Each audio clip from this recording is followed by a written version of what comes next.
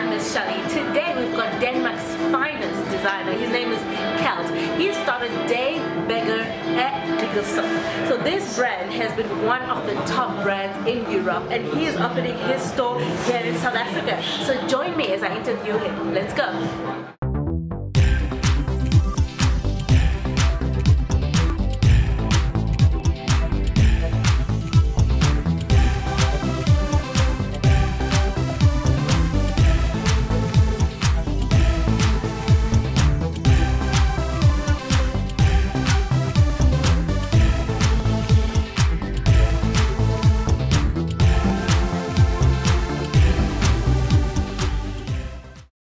Thank you for joining us. No, thank you for having me. Or should I say thank you for coming to South Africa? I don't think thank you is right there, but it is actually my first time. I've never been here before. And so it's mind-blowing, really. It's so much different than what I thought. Not that I've been thinking a lot about it, but I never went for strange reasons. And I was in Cape Town yesterday and today in Johannesburg, and wow, I mean, I'm really coming back. I'm calling all friends to say, well, if you haven't been here, then you better get your ass this way. Yeah. I mean, that's mind blowing. We'll get back to that point. Okay, cool. Later.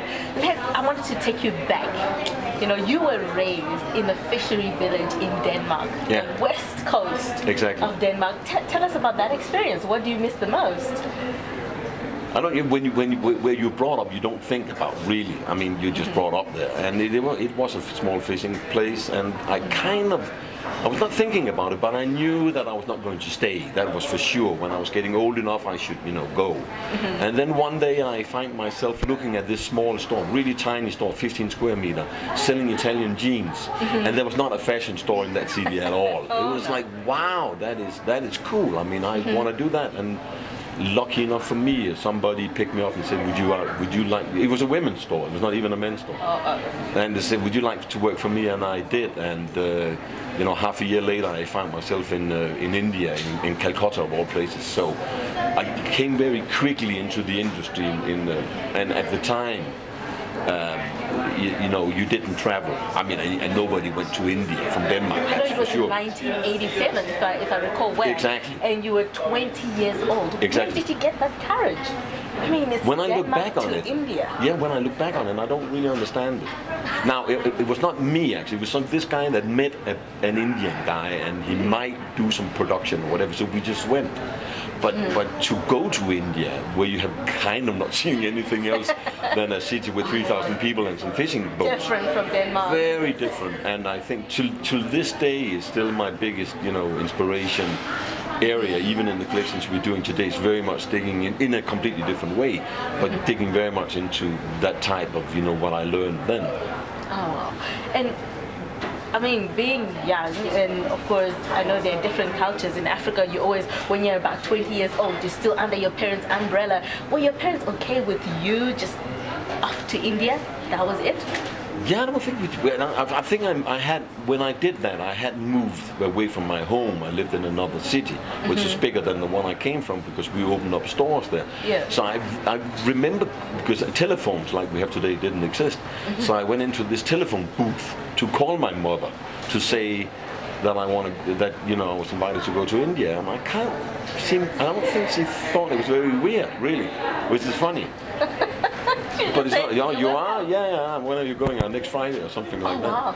And I spent a lot of time there. I actually went there and, for weeks and, sometimes for a longer period of times, because we were doing stuff there, and then I waited for the production, or I waited for the samples, or I waited for the first protos, or whatever we did. So I was there young and not much to do really at night. I was lonely even. I remember just sitting there waiting for the next day to start so we could start moving on. Yeah. So how long really did you stay in India for? Throughout time, a lot, of course, because I've been coming in and out of India, 10 times a year, maybe stuff like that, for many years. I can't remember the longest day I ever had, but I thought it was long. And is that when you were motivated to start something by yourself, or that's something you always knew when you were young, that I want to be so creative, get into this clothing designing, setting trends? Has it always been what you wanted, or you learned that this is what I like? Yeah, I learned it. I would have to say I learned it. Because, you know, again, coming from where I came from, there was nobody that could inspire you in that direction. And it was black and white television and one radio program and stuff like that. So you were not inspired in the same way as you would be being young today, because, you know, you have all links to the whole world at any time. I'm not saying it's easier, because it probably isn't. So it became something that I loved. And for a long period of time I was partners with others, and we did more like, you know, finding inspiration from others and reproducing those parts with slightly changes, and then you know, buying cheap and selling cheap. And I think I did that for until I was, you know, at least 36 or 38 years old, before I decided that I respected the industry more and that I want to go into, you know, building up a premium brand instead of just trying to follow everybody else. And looking back at it, yeah, I'm very happy that I was successful with it, because, you know, people up. Oh, and now when you decided to say, okay, I want to start my own brand, because you've got respect for the industry, what were the sort of challenges you would say you faced? The first challenge was, which was, looking back at it, very obvious, because what we did with the first collection is that we looked into kind of our own closets and see what was not there. And that sounds like a good thing to do today, maybe, but at the time, you would mostly, coming from Scandinavia, we would copy somebody else higher up from Paris and from London, from New York, from, you know, those type of places, and try and follow their lead. And we came up with this idea, is that we want to crash modern and bohemian. Today we call it New Bohemian. And so when people that knew me at the time, that had wholesale stores, they had a store from a certain city, they came up to see the collections, and they were kind of, wow, this we can't sell. I mean, what are you thinking about? We thought you were doing more, you know, what you used to do. And we said, no, this is cool. The only luck we had was that the press, basically even worldwide, loved it.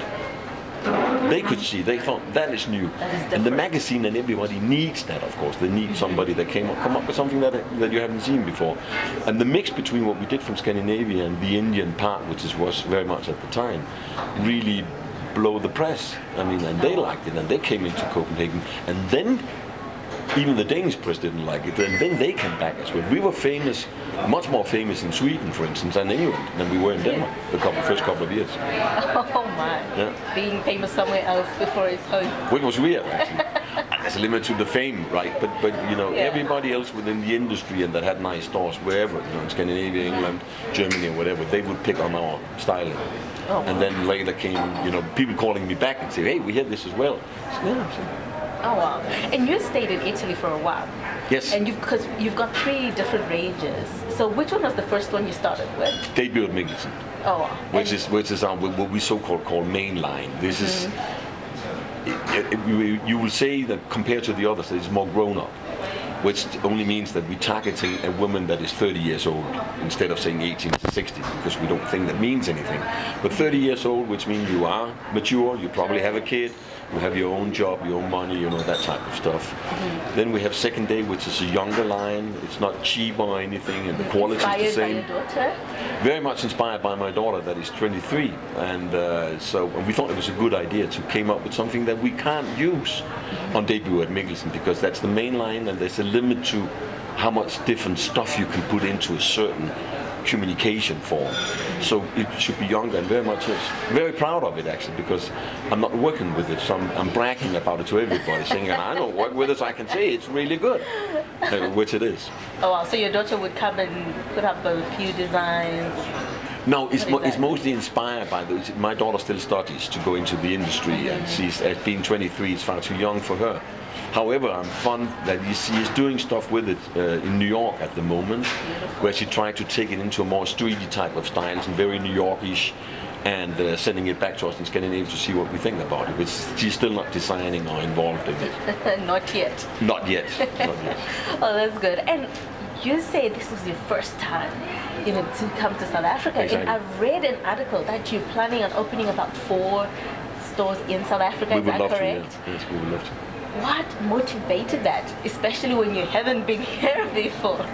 I think, you know, point one, I mean, we're a very inviting brand, I'm proud to say, and we were invited kind of from a group that are very experienced here, know their way, and so we thought it would be kind of safe to go with it. Otherwise, you need your partners to be right, and we have. Right. So we opened up the first store here, and I'm told it's running well so far, and yeah, I think we could, you know, we can expand it here, and seeing it very limited. I've been only 3 days, 2 days in Cape Town since yesterday, and I'm very inspired by the street style here, generally speaking. And I would not be surprised that some of that would actually come into our collection and give it a little bit of time, because it very much sticks into the same thing that we like to go into. Okay, so you think it blends in Yes. trends you've got overseas, Absolutely. and when you come here, you think that's just you won't face troubles. You think that will just be okay. You blend in well. It has been a long time since I visited anything that was so inspiring as yesterday, because your styling here is so different. People are really different. Where we, and that's fine as well. But in Europe, we very much more like the same type of thing. You very often see. Yesterday it was black and white. I mean, it was really seriously, you know, a guy in a fantastic pink suit, oh, yes. with a golden waistcoat on it, and there was, you know, a woman next to it with a long pleated skirt. But it was actually, it was really fantastic. It was very inspiring, and I liked, you know, 80% of it a lot. I thought, well, oh, that's cool. We should go in that. We should try and go a little in that direction. Yes. Oh wow. You know, thank you so much for joining us, and we're looking forward to looking at the store later on today. Yeah, exactly. Oh yeah, thank you very much. Thank you so much. And viewers, thank you for watching.